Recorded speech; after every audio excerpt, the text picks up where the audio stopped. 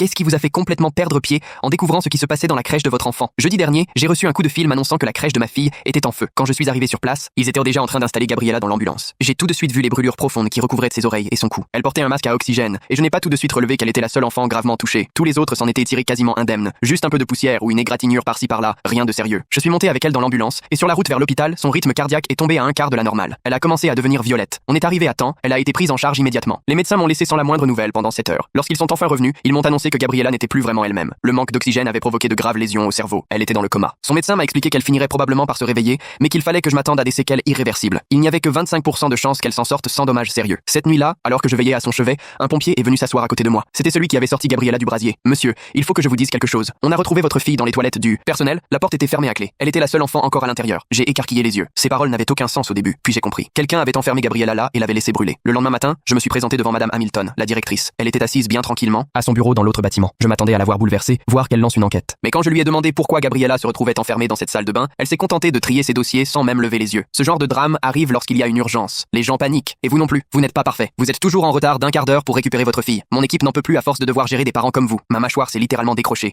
Je lui ai demandé si elle était sérieuse. Elle m'a lancé un regard glacial. Votre fille a toujours été très compliquée. Peut-être que quelqu'un avait juste besoin de 5 minutes. De paix. Et le feu s'est déclenché à ce moment-là. Tout simplement. 5 minutes de tranquillité. Voilà pour elle. La vie de ma fille ne valait rien de plus. Je suis retourné à ma voiture, tremblant de rage, quand un autre parent m'a abordé. C'était Lisa, la maman de Grace, qui était dans la section des tout-petits. Elle avait l'air mal à l'aise en s'approchant. J'ai entendu ce qui est arrivé à Gabriella. Je suis vraiment désolé, mais il faut que je vous dise quelque chose. Depuis l'incendie, Grace fait des cauchemars. Elle raconte avoir vu Monsieur Victor porter un bébé dans les toilettes du personnel juste avant que la fumée n'apparaisse. Elle a entendu pleurer, puis la porte s'est refermée. Mes jambes m'ont lâché. Victor, l'animateur de l'après-midi, toujours prêt. A changé les couches, j'ai attendu Maria à la sortie du parking, elle travaillait aussi à la crèche. En me voyant, elle a voulu s'enfuir, mais je l'ai stoppée. Maria, s'il te plaît, ma fille a des lésions cérébrales. J'ai besoin de savoir ce qui s'est passé. Elle a regardé autour d'elle, puis ses épaules se sont affaissées. Victor emmène parfois des bébés dans ses toilettes. Il ferme la porte à clé, et on entend les enfants pleurer sans pouvoir intervenir. On l'a signalé à Madame Hamilton, mais Victor, c'est son neveu. Elle nous a dit de fermer les yeux, sinon on risquait de perdre notre boulot. Le jour de l'incendie, quand l'alarme a retenti, Victor est sorti seul de ses toilettes. Il a claqué la porte derrière lui. Je lui ai demandé si tout le monde était sorti. Il m'a répondu oui, mais il était blême et ses mains tremblaient. Il a laissé votre bébé là-dedans parce qu'il savait qu'il ne pourrait pas justifier sa présence avec elle. Mon monde s'est arrêté. J'ai dû m'adosser à la voiture pour ne pas m'effondrer. Le soir même, je suis allé directement au commissariat. J'ai raconté à l'agent de service l'incendie, l'attitude de Victor, comment il avait enfermé ma fille dans la salle de bain et ce qu'il lui faisait subir. Dès que j'ai prononcé le nom de Victor, son visage s'est fermé. Donc vous imaginez que ce Victor a eu un comportement déplacé envers votre fille? Vous avez des preuves? J'ai des témoignages. Il enferme les petits dans ses toilettes pendant une demi-heure. Il m'a coupé net, remontant sa ceinture. Au pire, c'est de la négligence. Faites une plainte au civil. Il l'a laissé brûler, ai-je crié, attirant les regards de tout le commissariat. Sans preuve, non. J'ai compris qu'il ne ferait rien. Cette nuit-là, il ne me restait qu'une seule solution. J'ai appelé mes 2 meilleurs amis, Kyle et Benji, ceux avec qui j'ai grandi en foyer, et je leur ai tout expliqué. Je leur ai envoyé les photos de leur filleule branchée à toutes ces machines. On s'est retrouvés dans un bar pour discuter, et à 1h du matin, on était déjà devant l'immeuble miteux de Victor, prêts à passer à l'action. Découvrez l'histoire complète en cliquant sur la vidéo ci-dessous.